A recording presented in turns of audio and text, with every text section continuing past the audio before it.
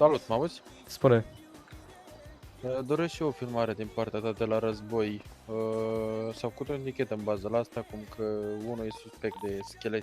Din partea mea, Cristi Mega și al domnului Dan Bursuc, dedicăm melodia cu cel mai frumos titlu: Nu suport miros de fraier, pentru Drăgan Americanu, de rege. Cea mai puternică melodie. Cu parfum de șmecherie m-am dat toată viața mea, mă.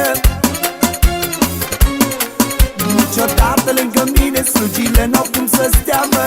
Auzi adevărul, mă. Cu parfum de șmecherie m-am dat toată viața mea, mă.